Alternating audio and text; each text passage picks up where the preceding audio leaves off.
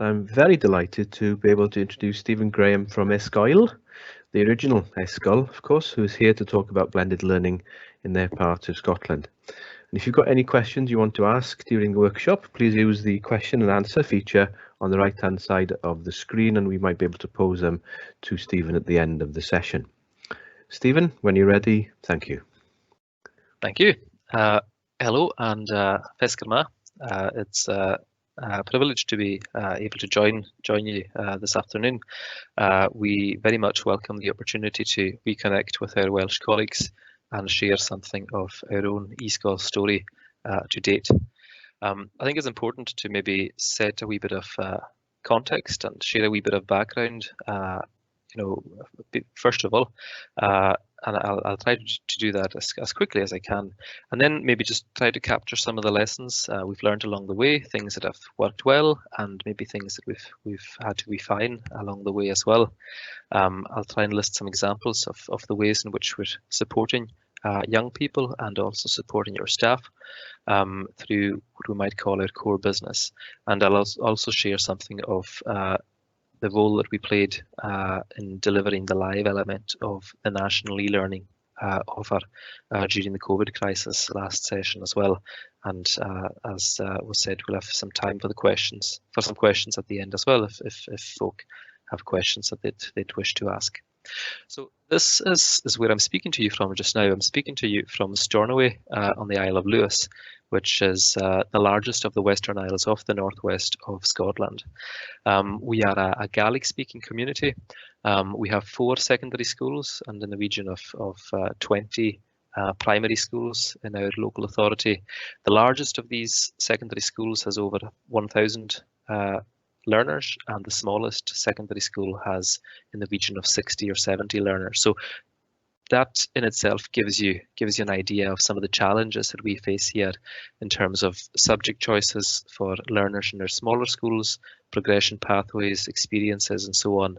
And some may say that we're on the periphery of Scotland, but when you're working online, it's a great leveler, and the periphery can be very much front and centre in any kind of online setting. So with our own eSgoil, necessity was really the mother of invention. Our smallest school, our smallest secondary school on Barra, which is at the very southernmost tip of the Western Isles, back in 2016 could not get a maths teacher. And we had a maths teacher in our larger island, and we needed one in our smaller island. And so it was a case of joining the dots, and eSgoil was born with our teacher delivering from Stornoway into that small secondary school to tie them over and support them with their learning for as long as they were without a teacher on site. So it was conceived as a local solution to a local problem by our own local authority, Corlin and Yalanshire, Western Isles Council. Now, with Scottish Government backing, that saw eSgoil take on a national remit as an online education service. And even from the beginning, eSgoil's USP has always been live, interactive teaching. It's there to complement, what a school is able to provide on site, but it's not a case of us canning lessons, pre-recording them, and uploading them for learners to then get on with in their own time. It's always looking to replicate what would be the normal classroom experience of having the teacher leading the learning in a live, interactive manner. We're not a school, which means sadly that we don't have our own operational budget, and our core business model would see schools from across Scotland come to us where there's a staffing shortage and they're unable to plug that gap locally, and we would then find a teacher who would be then ready to deliver that subject online for as long as was required. Sometimes it can be quite short, a short-term arrangement. At other times it can be long-term, perhaps for the whole session. Now, despite our name, eSgoil is not a Gaelic outfit or an exclusively Gaelic outfit. Most of what we do is done through the medium of English, but Gaelic is obviously very close to our hearts. But we just respond to whatever requests come our way. We have a head teacher here based in Stornoway, and there are 6 deputy heads spread across the north of Scotland, funded by our Regional Improvement Collaborative, which is essentially a collection of 8 local authorities across the north of Scotland.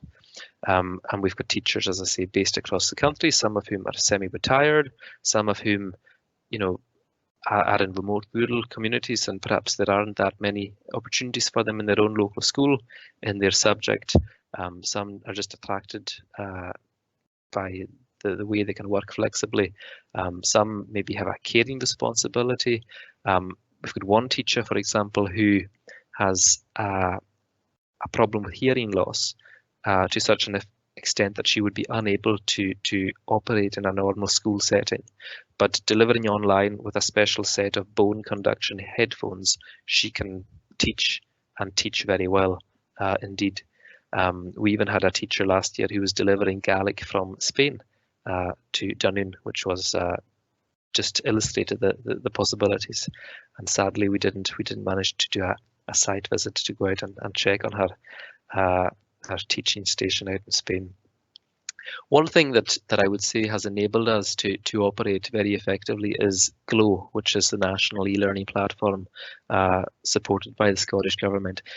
GLOW is a learner entitlement. Every single learner in Scotland has a GLOW account, and it's a safe, secure, walled garden in which we can operate and easily aggregate classes across schools as well. Now, one of the first questions I asked my boss when I joined eSgoil was, what does the E stand for? Now, initially it was said to stand for electronic, but in reality it's so much more than just electronic school. At the heart of all that we do is equity. That's what we are really passionate about, aspiring towards greater equity in terms of subject choice and experience for young people, irrespective of where they live. So why should where you live determine the subject choices that you can do, and with that, the pathway that you can embark upon in school? We're looking to level the playing field so that young people are not disadvantaged because they reside in some of our more rural communities. We're looking to enable young people to access courses and experiences that they wouldn't be able to experience or to access otherwise, and also just looking to enrich the wider curriculum by offering inputs into schools virtually, where organisations would never come, on to their doorstep and deliver on site, as it were. Now, the United Nations Convention for the Rights of the Child is something that is being put onto the legislation statute book in Scotland in November, and that very much gives young people the right to have their wishes recognised, and with that we have to be mindful of what young people want to study. Now, with the best will in the world, schools can't offer everything, but what I would see eSgoil as being would be to provide schools with a solution where they could say, well, we can't offer you higher Mandarin, for example, or higher Italian, or some niche subject that wouldn't have great uptake in a particular school. But what we can do is signpost you to eSgoil, who could perhaps aggregate a class nationally and allow for a young person from a school to access that course if that is what they were really keen to do. I like to sum up everything that eSgoil does under 2 words, and that is just removing barriers. Whether these are barriers brought about by geography, whether it's a barrier created by a shortage of teachers, specialist teachers, whether that's barriers created by individual pupils' physical or mental health, whether that's a barrier or barriers caused by a global pandemic, whatever these barriers are, I would see eSgoil as having a role in trying to address that and to overcome that. Now, looking very quickly at this slide, if you look at the inner wing there, that's really trying to capture what we're all about here locally in the Western Isles when it comes to eSgoil. And I think you can maybe resonate with some of this in your own context in Wales as well. Now, historically for us in our schools, the curriculum was the master. It determined the curricular offer, subject choices, that determined what you could and couldn't do. And to be honest, our island's best export for decades has been the cream of our young people who have got their grades, gone off to university on the mainland, and very few of them come back. And there's nothing wrong with that. You know, if people want to do that, we certainly wouldn't want to stop them. But we're looking to give young people additional options to learn, earn, and live within their own communities by enhancing the curriculum offer in a way that aligns it to our own labour market here on our own doorsteps locally. So we're looking to create employment pathways, building in Gaelic language elements or whole courses through that are delivered through the medium of Gaelic, such as foundation apprenticeships in the likes of media, healthcare, childcare, which would allow for young people to live and breathe the language in a practical context, in a meaningful way, rather than just studying Gaelic as a subject, as it were. These are courses which are delivered online across our 4 secondary schools, with classes aggregated from across these 4 schools to create a viable cohort.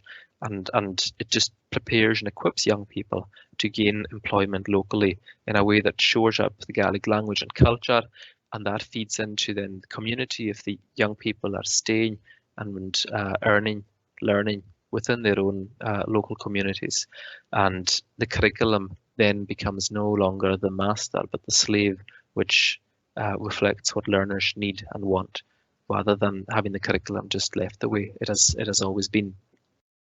Now, I'd be the first to say that the best thing for a class is to have a specialist teacher on site in amongst the young people. But this isn't always possible. And there are a whole host of other benefits that come along with being on the receiving end of a class that's delivered digitally. And it's important to make people aware of that they are getting a triple dividend. They're not just getting the subject content, but they're also developing digital literacy and online collaboration skills as well, which is going to set them up well for the world of work and for further education in college, university, further down the line. There's a whole host of ways in which we can enrich the curriculum. For example, we've got a program just now called DYW Live. DYW stands for Developing the Young Workforce.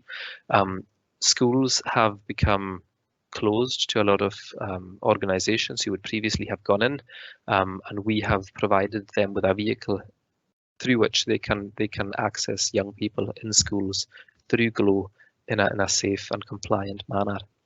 I remember teaching myself. I'm a maths teacher, and I was teaching higher maths to a school around maybe 100 miles from where I am based, and I saw there how delivering in an online way allows for young people to discreetly make the teacher aware of the fact that they might be struggling with something, or the fact that they might not understand what has just been said.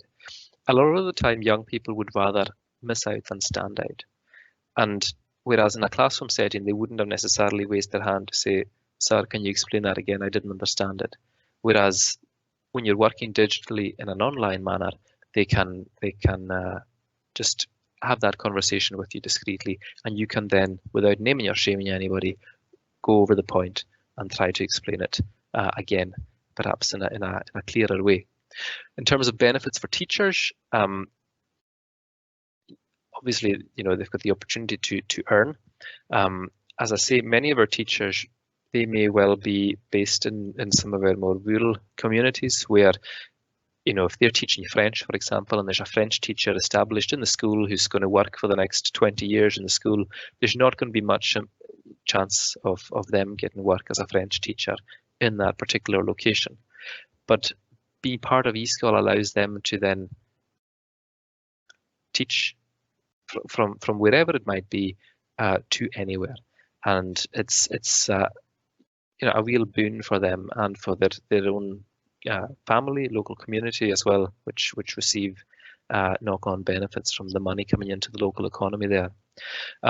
It's a new arena for teachers to practice in when you're delivering online.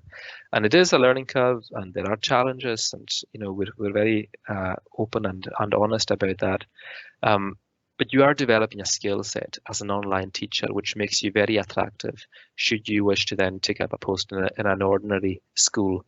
All of what is done, all of what is developed through being part of eSgoil is transferable, and it certainly adds value to you as a teacher that you can then go on and translate to another setting.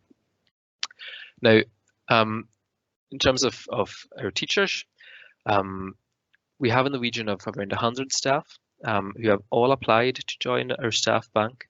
None of them are conscripts. I think forcing a teacher to teach online when they don't want to is not going to be a good solution for them or for the class. So you certainly have to have a willingness. IT proficiency is a bonus, but not essential. I've seen people come from a very low base, come on in leaps and bounds in quite a short period of time with support and encouragement. So I think as long as there's a can-do attitude and enthusiasm, that's certainly something that I would say is a prerequisite for anybody who's going to be coming on to our books. We've learned to not train our staff as soon as they come on board, because sometimes there can be a wee window before they're actually deployed. It's far better to wait until we know they're going to be deployed before training them. Because if they don't apply what they're learning, they're going to obviously become a wee bit rusty in that. You have to work collegiately when you're working online, and those who we have delivering into a school, the expectation is that the school adopts them as if they were there on site and treats them in the same way, includes them in staff meetings, development, so on and so forth. And within our own staff, we're looking to create a culture of sharing good practice. We've got an online staff room where folk can think out loud and support one another. And we've got regular staff meetings as well, where the aim would be to capture some of the discussion and have that feed in to plans and our support materials. Now, just to give you an example of a piece of work that we did recently, Glendale Gaelic Primary in Glasgow, they came to us looking for cover for 2 classes because of a staffing crisis that they were having, where one teacher I think went off on maternity leave and another teacher went off, I think she'd got another job. And we, rather than putting an individual teacher in, what we did was look to replicate something of what would be maybe the high school experience of a young person. And we put in 6 or 7 different teachers, giving so the young people weren't seeing one face on a screen all the time. We gave them a blend of different inputs, and it worked really well. So the request form comes in from the school.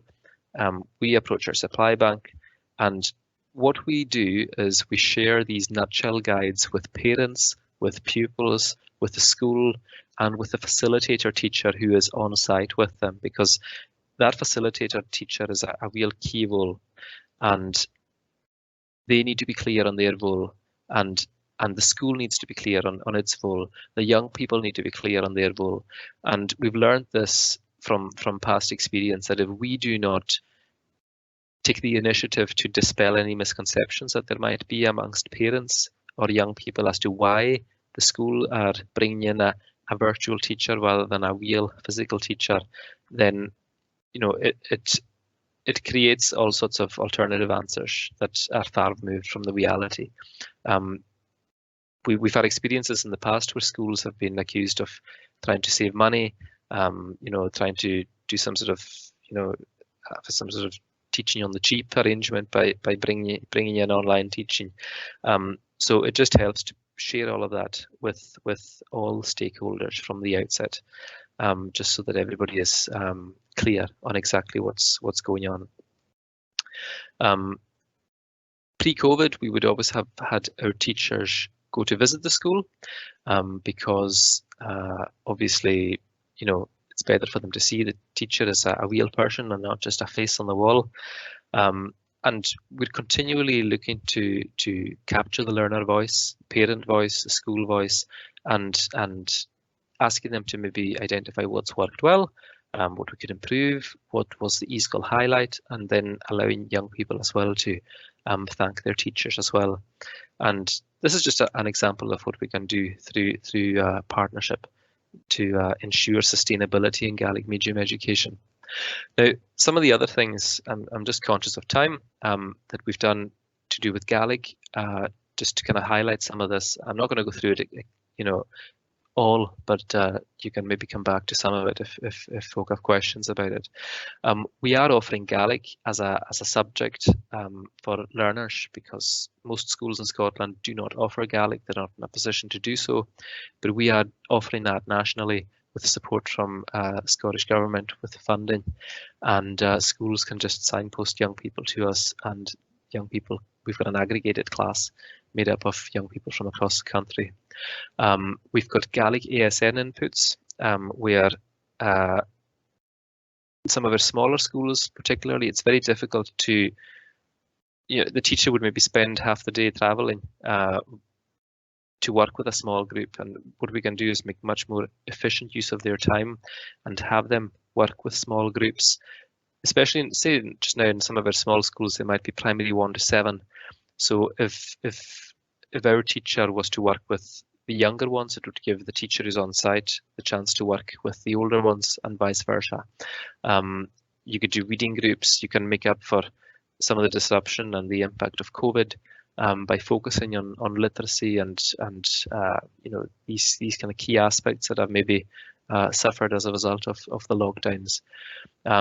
We've done a whole host of school twinning, kind of pupil-led learning, where pupils have delivered on aspects of their own, maybe culture or community or an area of a topic of interest to other schools and vice versa. And it just, again, removes barriers, this time the barrier being the classroom wall, and allows for young people to meaningfully prepare something and present it to folk that they've never met before. Now, the National e-learning offer is something that was running and is still running in response to COVID. We were tasked with delivering the live element of that, and we had provision from early years right through to senior phase. And primarily it was for those who were self-isolating or shielding, sometimes whole classes, sometimes individual learners aggregated. We had study support running after school, which was a huge success. We had probably in the region of 14,000 course requests, where we were offering maths, English, French, German, science, you name it, all after school at either 5, 6 or 7 o'clock at night. And Gaelic especially is an area where young people didn't have the same support at home. A lot of young people who are receiving Gaelic medium education, they don't necessarily come from Gaelic speaking homes. And again, there's not the same amount of resources out there to support young people with their learning. And we were delivering live lessons for Gaelic speaking young people, allowing for schools to enrol them. And it just took the pressure off schools, took the pressure off parents, took the pressure of young people, and maintained that conversation so that the fluency wasn't affected. Just very quickly to go through what I am most passionate about here at eSgoil, that is our provision for interrupted learners. So that's young people who have totally disengaged with school for a whole variety of different reasons. Our provision, which is under the name eSgol, aims to provide young people with a secure environment where they can learn on their terms from their safe space. If it's with the camera off, if the interaction is type rather than speech, that's absolutely fine. The important thing is that we remove all these barriers and allow for young people to re-engage with learning. And that's where our national e-learning offer contribution next session is going to be.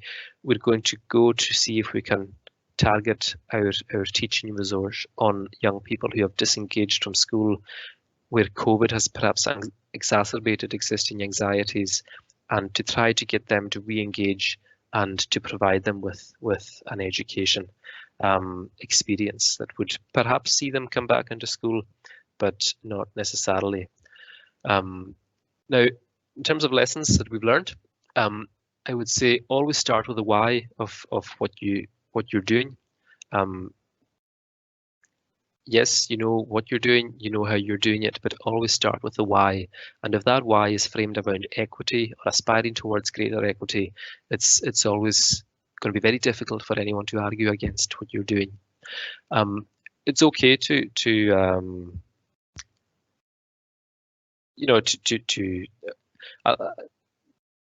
it's okay to not know where you're going. Christopher Columbus didn't know where he was going, but he knew why he was going. So, make sure the why is front and center. Collaboration, make sure that you're looking in, that your staff working together, sharing good practice, but look out with your own organizations as well. We don't have all the answers ourselves, so bring in the people who do and connect with them, work through problems together.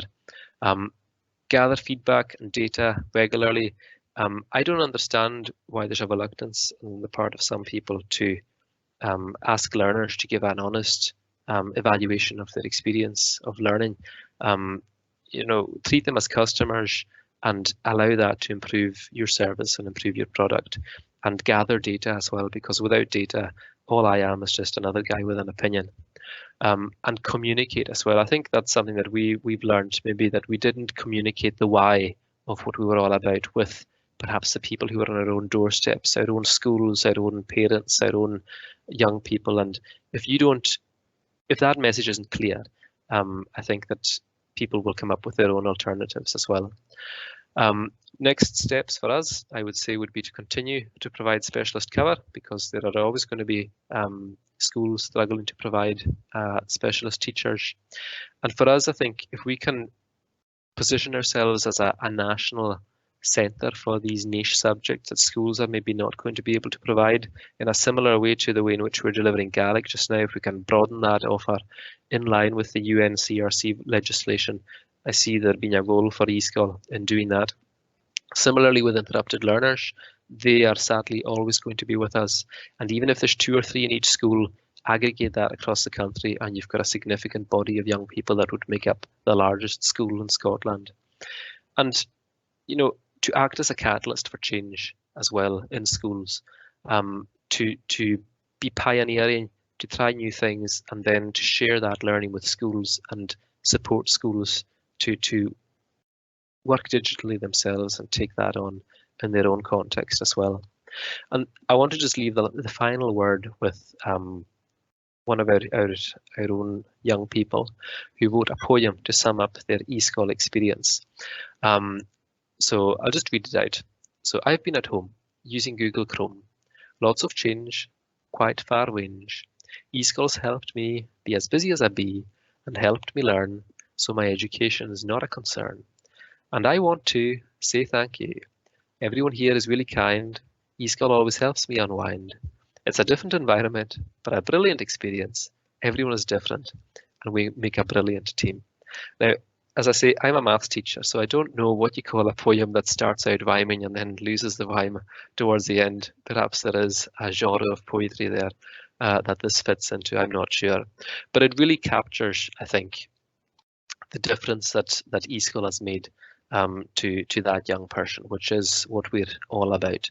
So that's, I apologize that I've gone over my time a wee bit and that we're maybe a wee bit tight for questions, but thank you for taking the time to listen, and I will hand back to David now and see if there are any questions that have come in. Well, thank you very much indeed. There's just so much to unpick here and so much that resonates with me. I've got to be honest with you, Stephen. It's very, very interesting. The poem at the end that kind of summarizes it all. It's actually fantastic, isn't it? There's a rural setting in Wales and there's a rural setting in a Scottish environment. It's completely different things. And, the idea that you aspire for equity for all, with subject choice and opportunity for all, is something that completely resonates with me as well, and that eSgoil removes barriers for our youngsters. Absolutely amazing stuff. There is one question come in here. I'm trying to reasonably stick to time, but there's a head of a vision impairment education support service. Sarah Hughes is asking, have you considered using eSgoil to support learners with vision impairment, for example, in areas where posts for such highly specialist posts are not filled by experienced, knowledgeable individuals?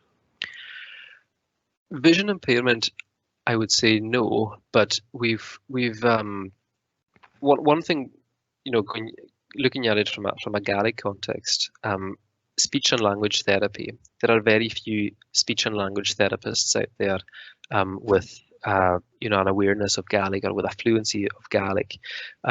If we had one, and we do have one, who's currently employed and deployed in a different way, but if we could harness that person and share her nationally, rather than a young person who is receiving their education through Gaelic be given speech and language therapy in English, which makes no sense whatsoever. If we could have that expert Gaelic specialist and deploy her in that way, I think it's a win-win. Now, visual impairment, I think, going back to Glow, our national platform, it's got Microsoft Office 365 built into it, which has Immersive Reader as a package, which would support those who had issues with reading, who had an impairment visually. So it's certainly something that we're exploring, ways in which we can better support young people with additional support needs, because with the best will in the world, again going back to rural contexts, some of our young people do not have on their doorstep the supports and the structures and the inputs that they would have if they were located in some of our larger towns and cities. And that's something that I'd be keen to look at, to address, to overcome, and would be very much keen to have a conversation around perhaps ways in which you're looking to combat these issues in Wales, and to see if we can learn from one another, because there is a need, and if we can use the tools and the expertise that's out there in a better way, then I'd be very keen to be part of that conversation. Oh, thank you, Stephen. Yeah, it's all about removing barriers, isn't it, and equity and opportunity for all. Yeah, thank you very much indeed for that. Well, thank you very much indeed for taking part in our conference. Really appreciate it. As I said, there's so much to unpick here. I think I'm going to pick one or two of your quotes, particularly the Columbus one, and claim it as mine when I'm presenting as well. So thank you for that. Don't mention it. No, nobody's seen this. Okay. That's quite okay. I stole it from somebody else, so don't worry. I'm stealing it from me. Thank you. So just to tell the people that are attending that this session has been recorded and it will be available on the eSgoil website, the conference website. So it'll be there sometime towards the end of the week. Thank you very much indeed, all attendees, for all your visits during the day, and thank you very much indeed to you, Stephen, for presenting today and being such an inspirational presenter. Thank you all.